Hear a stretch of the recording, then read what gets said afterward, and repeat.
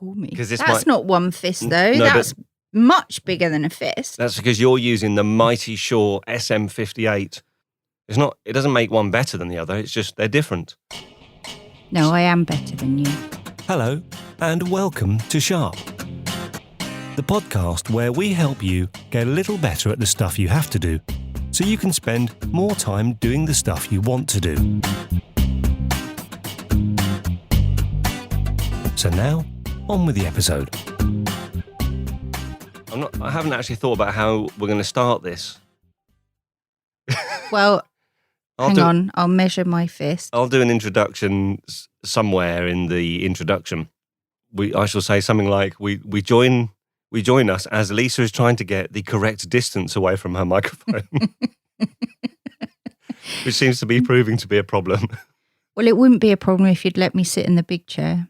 You are sitting in the big chair. I'm not sitting in the big chair. It's the same chair. Well, it's not the same chair. We're not sharing a chair. We're a two-chair house.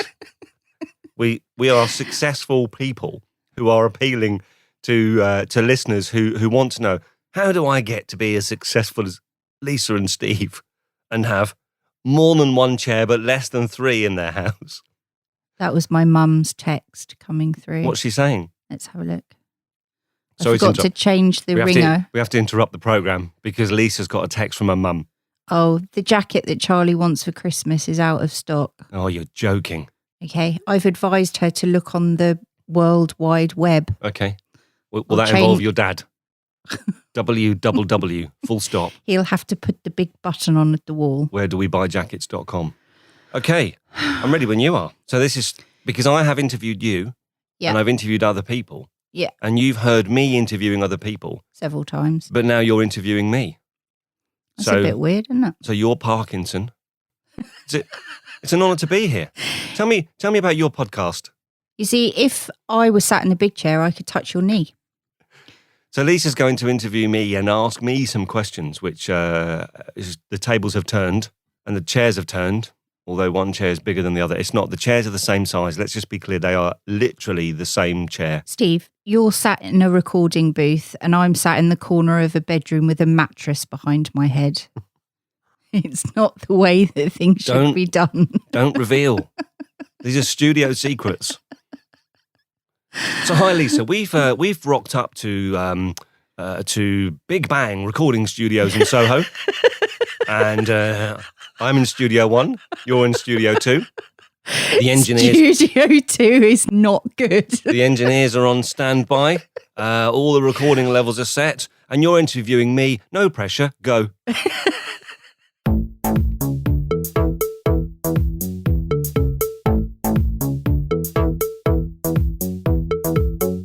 Okay, so let's get going, shall we? So, okay, first thing, I've had to think about what I think everyone might be interested in hearing from you. So, first off, Steve, we would like to know why you are interested in the stuff you talk about on the podcast. Basically, I'm a bit of a loony, and I do this and have an unhealthy interest in this stuff, and I do all the research so the listeners don't have to. Do I have to be serious for any of this? Some of it. Okay. Let's be serious. I'll try and be serious for 30 seconds. So I've spent many years as a learner, as we all have. I've done all sorts of different jobs and that kind of stuff. I spent a bit of period of my life formally working in the learning and development area, and I've always been interesting. I've always been interesting. Not always, love. I've always been interesting. I've always been interested. Just to bear in mind, we've only got so much tape. I've always been interested in self-development. And the bit that kind of got me going was that, it's a bit cliche, but it's A.A. Milne's introduction to Edward Bear, who I think did he become Paddington? I'm sorry, but that was so long ago in a distant memory that... Yes, I remember it like it was yesterday. But the opening line is, here is Edward Bear coming downstairs now, bump, bump, bump on the back of his head, behind Christopher Robin. It is, as far as he knows, the only way of coming downstairs. But sometimes he feels that there really is another way, if only he could stop bumping for a moment and think of it. So that's, it's kind of, it's Steve, having... Can I just stop you there? Yes. Paddington Bear has nothing to do with A.A. Milne. I think you meant Winnie the Pooh. I did didn't mean you? Winnie the Pooh. Paddington liked Yes. marmalade sandwiches. Should we do that bit again? So, Yes. What's really important is getting the research done to a very high standard. Just mix my bears up. Christopher Robin and Paddington Bear. Christopher Robin. Yes, I'm sure Paddington eventually became Winnie the Pooh. We'll cut that bit out.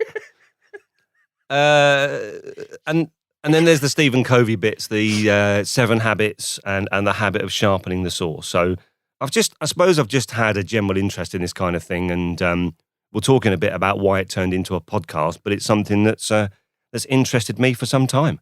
I guess I'm just a bit sad. Well, I don't think you're sad, and certainly listening to you talk about a lot of this stuff, I've got a little bit interested in it, not quite as much as you, but I certainly use some of the stuff that you talk about in my day-to-day life. So Okay. At work, I use a lot of the kind of email tips that you give everyone. I use a bit about managing my time, so chunking time out.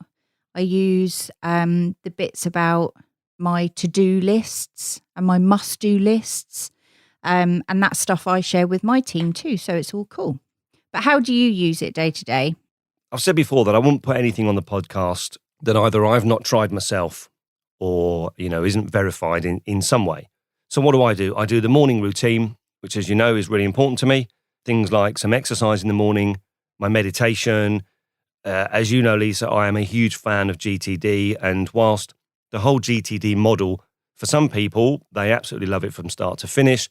I think the first bit of it, the bit that really hit home for me, is as this stuff comes across our threshold. So, you get emails, you get text messages from people, you get your boss asking you to do stuff, all sorts of things, is taking just a second to think, what is this thing? What is this thing that I've been given? And what does it mean to me? What am I doing with it? Because I think the mistake we make often is that we presume that because we've been given something to do or something's come across our threshold, we've got to do something with it. And actually, I think the most important part of GTD is not about getting more stuff done. It's kind of the opposite. It's about actually how can I exercise a bit more discretion about what I don't do, and then that leaves me with the things that I can do capably. So I do the GTD stuff. I do the end of day journaling. So you'll know that I sit there at the end of the day and journal my day, and the gratitude bit is really, really important for me.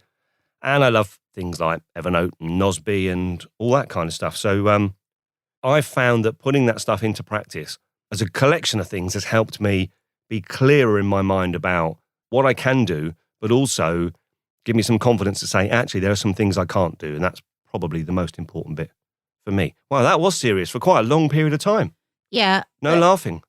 Well, I'm laughing internally. It's really important for me to mention as well that I think that since you've been doing and using a lot of this stuff, there's a marked difference in terms of your downtime, your stress levels, because our lives are really, really hectic. We have a lot to contend with. Yeah. And I think that it has had an impact on our joint lives as well as just you as an individual. Would you agree? Definitely. And, you would, you'd be the first person to say that the stuff that we have going on, it would be very easy to get stressed and to get really worked up about it and to kind of go down that rabbit hole of feeling stressed, which then makes you feel less effective, which then makes you feel more stressed, and, that vicious circle. So, I think you're right. I think it does. It helps me get some context on things, and then that then helps us get context on things, and that's important. Well, that was even more serious. And I've spilled my tea everywhere as well. Yeah, I did notice. Fortunately, it's only honey tea, which means it's very, very sticky. It hasn't gotten on any of the equipment, though. Well, fortunately, the people from the studio will have to clear it up. Oh, yes, sorry. Rather than... Yes. Excuse me.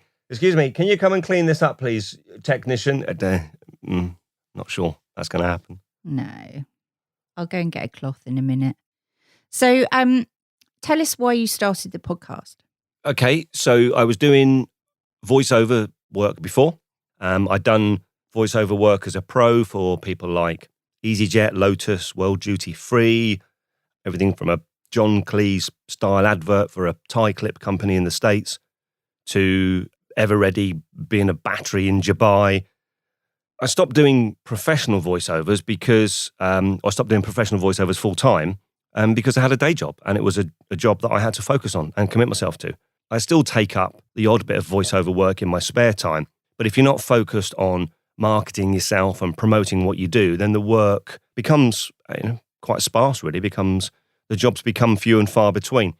And because I had this interest in self-development, it just kind of seemed logical that actually I could mash together the voiceover stuff with the development stuff and make a podcast.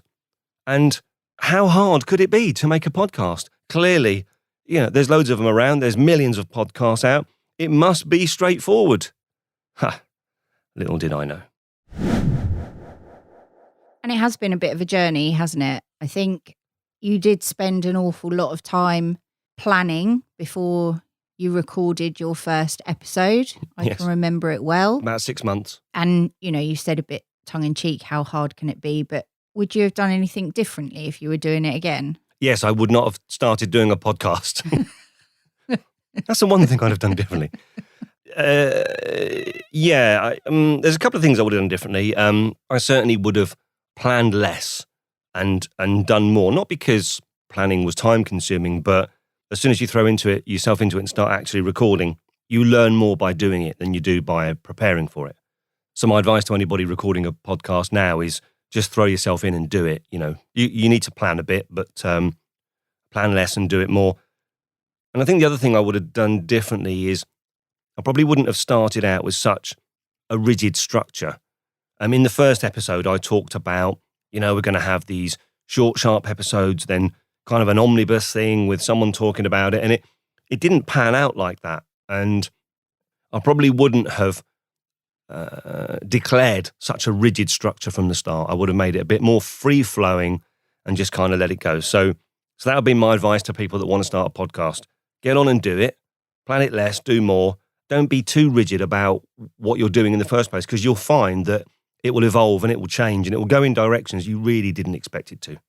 So as a professional voiceover artist, I guess you felt, or not I guess, I know that you felt pretty confident that you had a really strong foundation for starting the podcast and the technical side of it and how you wanted it to sound and be. And actually you spend a lot of time listening to podcasts, don't you? So you felt pretty confident when you started doing the podcast that things would be not easy, but pretty straightforward. But I also know that you've learned a lot on the journey. So talk to us about that. Talk to us about what you have learned as part of the process. I don't know where to begin. So much. Yeah, as you said, you kind of, when you record voiceover work for people, you generally record a file. It's about the delivery of it. So it's about how you sound and it's about how you get those words across. That's where your focus is. The technical side, the kind of the bit afterwards around what does it sound like, the engineering, compression, all that kind of stuff, you generally don't do when you do voiceover work because you send it to someone else and they do that. You're not making something that's the finished article. And I learned very quickly with podcasting, because you are making the finished article, that there are quite a lot of steps in between saying something into a microphone and putting it out there. In fact, there are 44 steps to record a podcast. Some are really simple, like, record in the studio. But then behind that, you've got the preparation, the editing, the imagery, then there's a social media and the promotion and so on.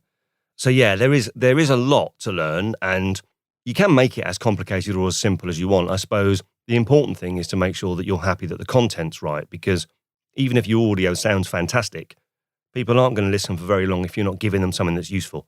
And that's why I try to err on the side of making, as much as I can, this stuff practical and useful.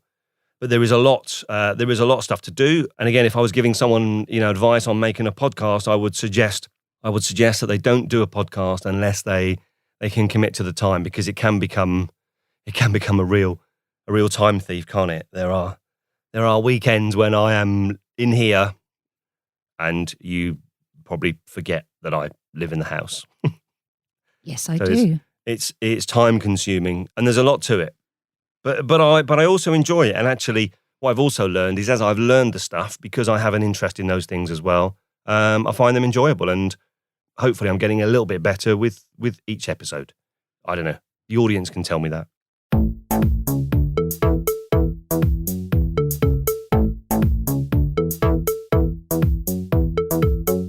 Well, I've alluded to the fact that you listen to podcasts a lot, and we're not big telly watchers, and you spend a lot of time doing the research and listening to podcasts, and that whole world is growing and developing almost by the day, isn't it? So what do you regularly listen to? Who do you respect in that forum? My logic is, I think it's like being an author. If you're a writer, which I'm not, you need to read a lot, because to be able to write well, you need to read what other people write. And so I apply the same logic to the podcast. I like to listen to lots of different podcasts and listen to how other people are producing their stuff to give me something to aspire to. And so I do listen to a lot, if it's just downtime stuff. I like listening to Adam Buxton, WTF with Mark Maron. One of my favourites at the moment is the Super PP Time, if it's time for a giggle. There's podcasts like the Poorly Summarised podcast that I was lucky enough to be asked to be a guest on back in January. That seems like such a long time ago. I think the episode was about middle-aged men twerking. Maybe we should bring that back. So there are quite a lot of podcasts I listen to just, for a laugh and to relax. Then there's the podcast where I'm using them to develop myself. So things like Be Reasonable, Radio Lab, all of the NPR stuff and the WNYC, all of those, Hidden Brain and so on. I find those really interesting, but also, you learn stuff from them. And then there are the podcasts I listen to which have a similar theme, or they kind of relate to this podcast.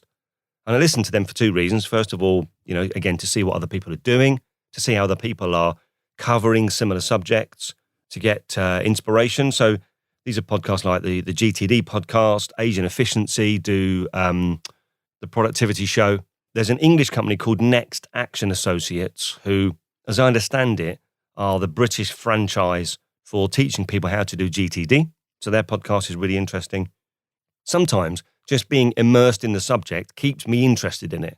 And that in turn makes sure that, I continue to look out for things and it kind of keeps me focused on the subject. And then there's, as I said, there's the podcast that kind of influence me. Things like NPR, Radio Lab, Hidden Brain. Presumably you'll put all the links in your show notes? Of course. All the links will be in the show notes. Just obviously as the host of this, I just need to be clear of... Yes. How am I doing, by the way, on your podcast? Well, you're very, very serious. Am I? Yeah, and actually that isn't reflective of what you're normally like, and I'm struggling a little bit because you're being so serious and I can't bounce off of you. You spoke to us earlier about things that you maybe would have done differently, and obviously you're making changes weekly, really, and it's something we often talk about at the dinner table, isn't it? About what you think you might like to do for next week, or the next interview, or your next subject matter, or what have you. And we do discuss that. So how do you see that it's changed from that first episode all those months ago?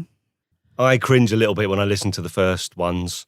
I think from an audio production perspective, they're okay. And a few people did comment that actually they were surprised how good the quality was to start off with. But that's just because, I've spent a lot of time with the voiceover stuff. So, I think... Also, you're a perfectionist. Perfectionist.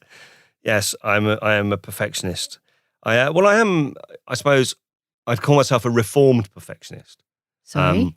I'd call myself a reformed perfectionist because there are things in life that I would end up not doing at all because I didn't think I could do them to a high enough standard. I think I've proved that old me wrong because I do now do the podcast and actually did make the podcast.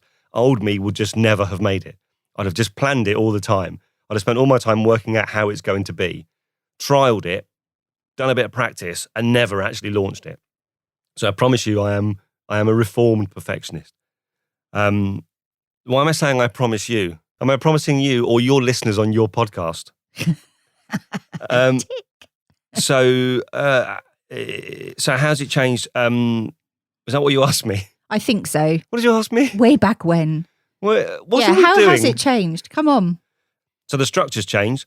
It's become less rigid. We have sadly seen the evolution of Steve in the field, who has evolved over time. Let's skip and not talk about Steve in the field. I think the mix of interviews and then episodes where we're covering a subject or an area that could be helpful to people about, how to get more sleep, or here's an example of how you can use checklists to work for you, or this is an introduction to GTD and this is where you can find the resource. So I think the practical stuff is really there and I'm pleased with that. But I think I've become a bit more relaxed. I don't think I take myself quite so seriously anymore. You've ended up kind of becoming a sort of an informal co-host who makes regular appearances. I didn't plan that. Not when I only had one microphone. Well, I've just noticed actually. Can I stop you? No. Stop you. No, it's my podcast. You haven't got them. You are not one fist away from your microphone. And that is because I don't have earphones. Right, hang on a second. There you go. Thank you. You can put them on. Lovely. Don't I look like Princess Leia? Yes, you do. Yeah. Do you know what? I was just about to say that you look like Princess Leia. I wish. No, it's just I'm asking the questions. Oh, yes, sorry. Hello. So you just mentioned Steve in the Field. And Yes, can we not talk about Steve in the Field? No, we're going to talk about Steve in the Field because last Saturday morning I was stood at the sink in the kitchen and all of a sudden the kitten, who isn't a kitten, but we call her the kitten, came running in with a look of alarm on her face, and all I could hear was screaming from the garden.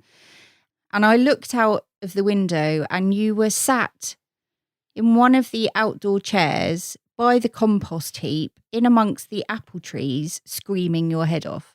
Yes. So what's wrong with that? Well, one, the neighbours, may have something to say. Two, it frightened the life out of me.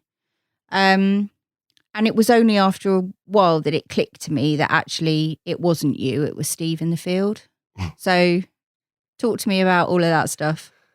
Well, you might remember, and listeners might remember, if you were listening to some of the early episodes, I talked about me going out in the field and,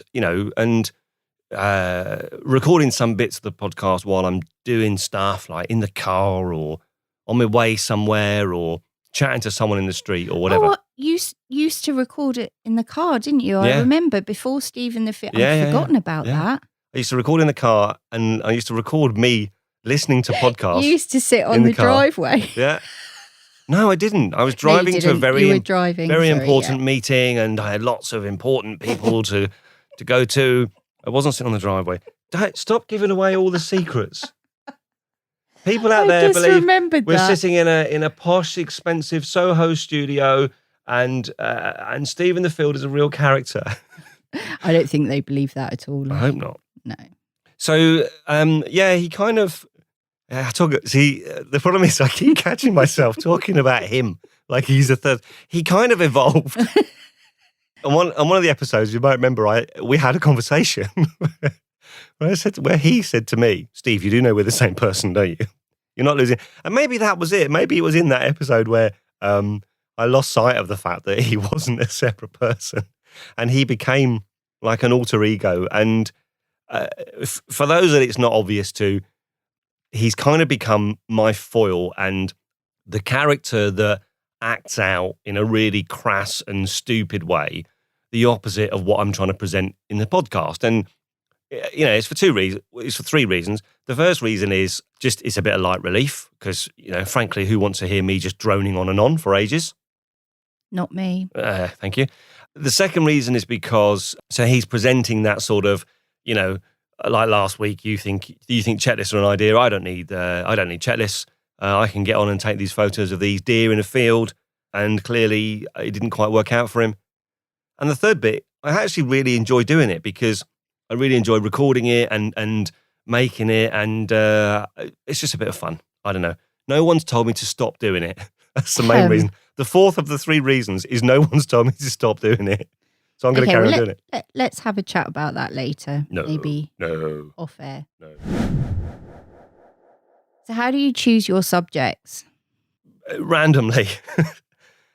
I think, well, I guess, so I do pay attention to what goes on in the world of self-development. And, people like Michael Hyatt and David Allen and Tim Ferriss and all those people that produce this stuff, I pay attention to what's going on and what's around, and kind of pick things up as I listen to podcasts and I look at what's out in social media and so on. I've got different tools that I use to get the information. So things like Feedly and Hootsuite, which you can use to sort of, put relevant stuff into your inbox. So you can just search on the term productivity and it can put stuff in your inbox. So it kind of, the info comes to me and then I can decide whether I think something's useful or interesting or not. And we've done, what is this? This is episode 27, isn't it? So I think we've done 4 interviews and I quite like the interview format. I think I'll continue doing that in some form. So, but apart from the interviews, so if we've done 5 interviews, 22 episodes have been about a subject. And so far, they've all been about a different subject. The challenge is, at some point, I'm going to run out of subjects. So I think... Well, are you, or is this is so evolving, isn't it, all the time? And, I was talking to my niece the other day and it's stuff that her age group kind of just starting out in the real world in their jobs and kind of new startups and exciting evolving businesses. This is subject matter that they're talking about in their normal day-to-day world. It's not just stuff you go and find out about. It's part of normal working practices in forward thinking and proactive businesses. And I think that it's going to become more and more to the fore. So I think your subject matter is going to be able to grow. I think you're right. And actually, in all seriousness, one of the problems I'm starting to encounter is I look at and talk about this stuff so much that to me it's commonplace. It's a new subject. It's not in my workplace. In my workplace, what we do in my team is very different. Yeah. And I suppose, so it's trying to remember which bits of it are new to people, which bits of it are interesting to people, and trying to do it in a way. And it might be that maybe, I don't know, what was that thing that you did with a team member of yours the other day around prioritization? You did some work with one of your team. So prioritization is a simple word. There are 1,000 different ways to do it. If for some people, the word prioritization means one thing, and then if you present it in a way that they understand it, they might find it useful. If you present it in a way that's very different to what they understand, I might have to revisit that subject in a different way and then keep revisiting those things to make them useful, because there's such a wide range of stuff I could cover and people I could listen to. And I've got to say that one of the challenges for me of the podcast is recording something, putting it out there, and then I actually get very little interaction from the listeners. So unlike being working in the theatre or a stand-up comedian or measuring a product that you make by sales, I get very little feedback. So the only feedback I get is from people who are in sort of a relatively close circle of friends who I interact with on social media. I get the odd comment, the odd like, the odd interaction on Twitter or Instagram. But often that's not necessarily about the content of the podcast. That's just about a subject that I've tweeted on or whatever. And actually the actual interaction I get from the listeners, and we've had thousands and thousands of downloads now, and there's loads of subscribers out there, apparently, according to the tool that drives the engine behind the podcast.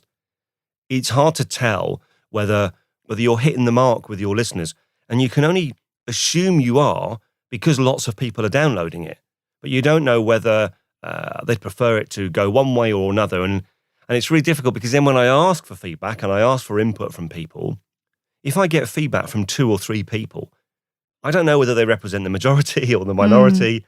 2 people might say, Steve in the field is an idiot and he's really distracting and it's stopping me from concentrating on the podcast. And they might feel very strongly about that. But 98% of the people might think, on a range of it's inoffensive to I really like it.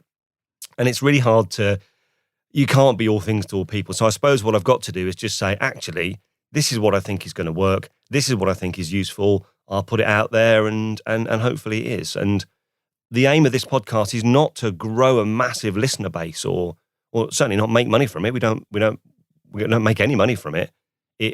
It was about producing something that I like, that I'm happy with, and hopefully other people will like. And I guess that hasn't really changed. Okay. So who do you think your listeners are? Who are you trying to encourage to download your episodes and get involved with what you're doing at Sharp? Oh, my earphones have fallen off. Oh my goodness, that means you won't be able to hear anything. Your earphones aren't plugged into anything.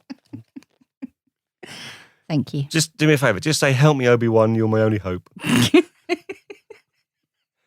I don't know what you just said. So, but my listeners do. And who are my listeners? So my target audience, well, I can tell you who my target audience is not. I'm not targeting this at CEOs or people that have already had major success. I leave that stuff to people like Tim Ferriss and Jordan Harbinger and so on. I think early on, and I will answer your question, but I think early on, my inspiration was I got into meditation. I got into meditation through Dan Harris's book, 10% Happier. And that approach to, here's something which, it's not going to change your world, but it might make you feel 10% happier. I'm kind of hoping that what we do here might help people get 10% better at what they do.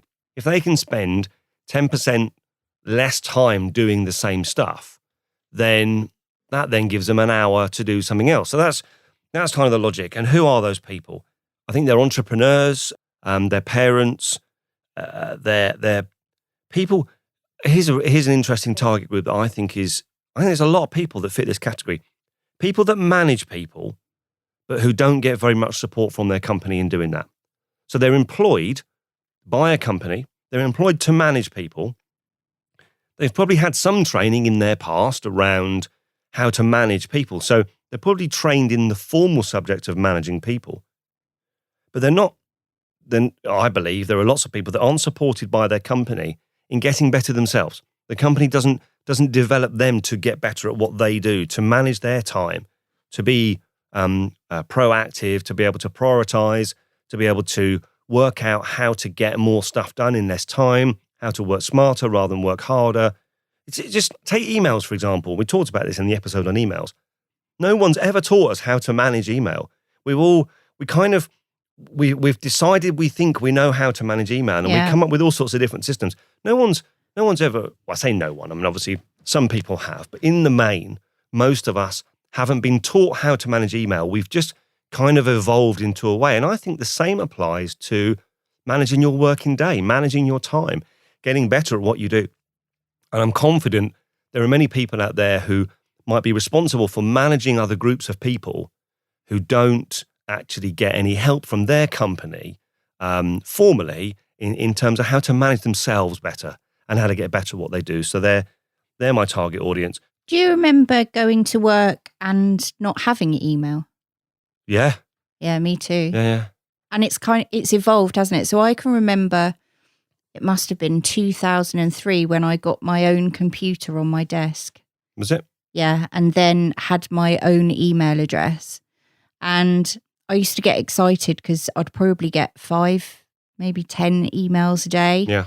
And that's evolved over a period of time, not just with different jobs and different workloads, but actually the whole process. People in the business I work for now, Steve, we don't do anything by phone. No. Everyone does it by email, and I find it very frustrating because the emails you get are actually, have you done, could you do, and it's a 10-20 second phone call, which actually would stop clogging my inbox up. But that's, I'm guessing, how a lot of businesses work. And you're quite right. None of us have ever really had any understanding about how that impacts our other stuff that we have to do, because actually our major focus in most arenas is around emails. We talked there about, for example, managing incoming emails. Who's taught us how to send emails? Well, who's taught us how to use email in a way that gets a result from your people? If you're a manager of people, you'll know, because you've been doing it for over 50 years now.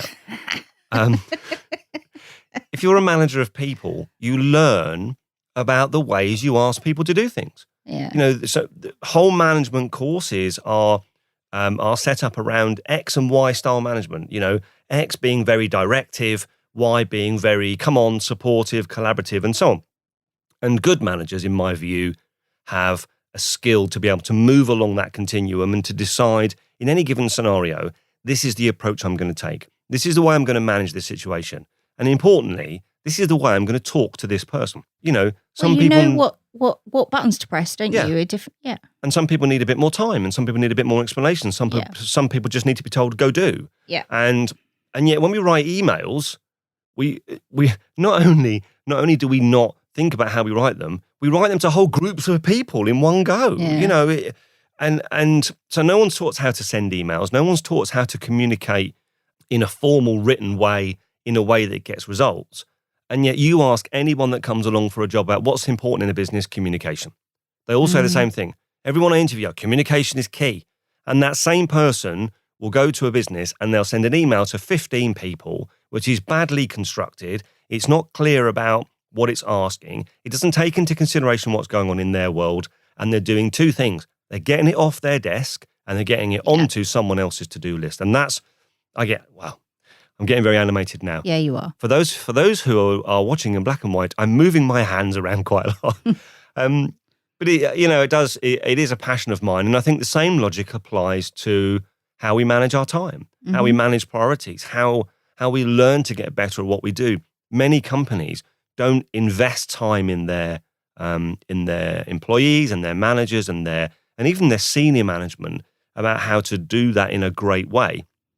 And so my aim with this podcast is to present some stuff that's useful to people.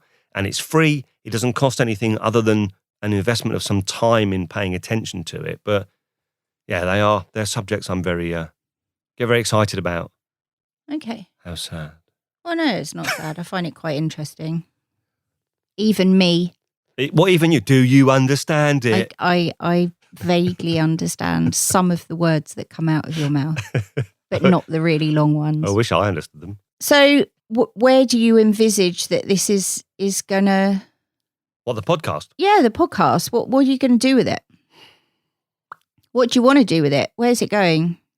That's a really hard question to answer for two reasons. First of all, because I think I've got to a point at the podcast where I'm starting to give some thought myself to where's it going? How's it going to evolve? What do I want episode 50 to sound like? Where's that going to be? So taking some of my own advice, I need to do that with a bit of intention and a bit of thought. I think that I would like the podcast to continue to evolve, become very listenable, continue to be lighthearted, not taking ourselves too seriously, enjoyable to listen to as well as informative. But quite how I'm going to do that, if I'm honest, I'm not really sure yet. I need to give that some thought. I need to start to think about how those things evolve and maybe which parts of the podcast we're going to keep and which parts we're going to move on. And whether we're going to keep Steve in the field. Yeah. No, don't say it like that. It's just Well, go, yeah. Keep him. Mm.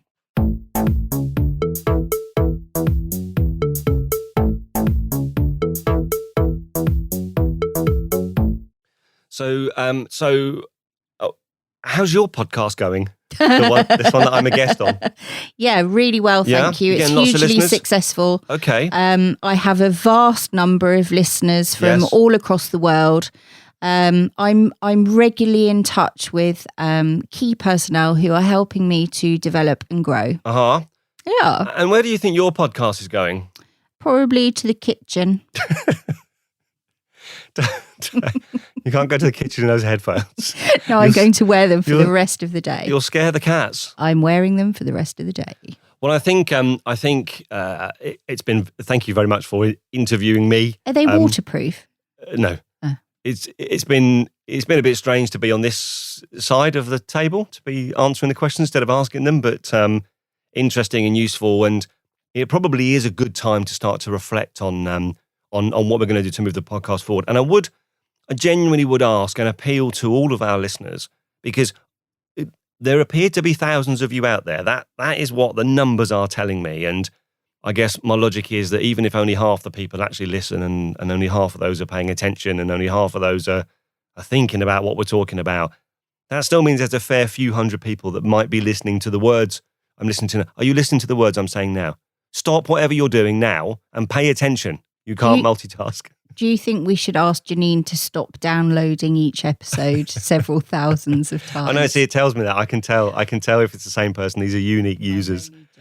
But genuinely, I would ask people to, because they can contact me all sorts of ways. We're obviously on all the social media, Twitter, Instagram, and Facebook.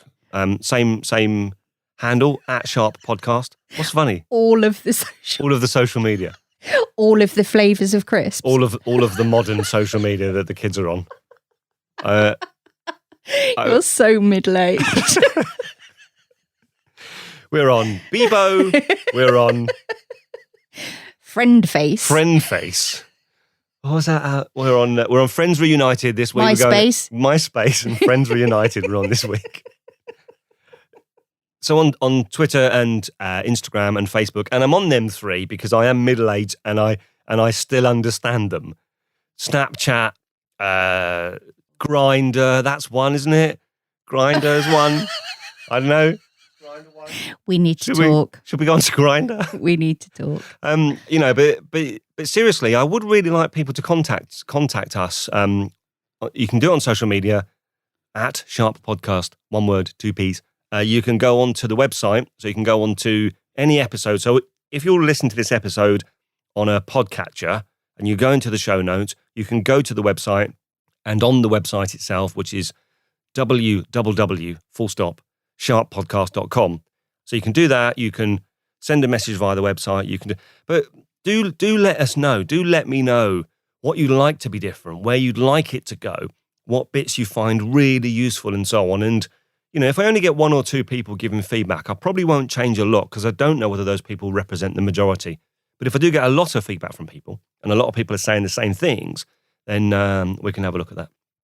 Anyway, I've got to clean up the tea that I've spilled everywhere because we're not in some great big posh studio. You are sitting there with a mattress behind you and a pair of headphones on that aren't connected to anything. Yeah, but it's making me feel good. It makes you feel good. And the good news is it stops you from hearing me.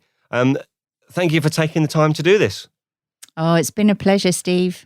And I shall look forward to, what are we looking forward to? Lunch. Okay, let's go and have some lunch. Bye-bye, everybody. Bye-bye, Lisa. Bye-bye. I'm not even doing it. Bye-bye. All the links, resource and articles I've used in this episode will be in the show notes right there on your device. Hopefully you'll find them helpful and useful, and hopefully you'll find this whole podcast helpful and useful. I hope you do, and I do spend a lot of time and effort making sure it's relevant, helpful and entertaining enough for you to listen to. If you agree and you'd like to show your support, there are several ways you can do it. If you want to invest in any of the books or other resource that we talk about, we've got a resource page on the website. The tab is called Get Stuff, and if you click on any of the links and buy anything, it won't cost you any more, but it gives us a few pence towards the gear and my time to help us make this podcast what it is. Alternatively, you can share the podcast on Twitter, Facebook or Instagram. We are @Sharp Podcast, one word, 2 P's, or you could even show someone how to subscribe on their phone or their device. You could go to iTunes and give us a 5-star rating or a great review, which would be fab. And finally, on the website, sharppodcast.com, you can leave feedback, subscribe, or go and listen to the archive episodes. I'm off. I hope you're able to find one thing before our next episode that you can do, which will help you get better. And remember, don't waste time comparing yourself to anyone else. The only person you should try to be any better than is the person that you were yesterday. Bye-bye.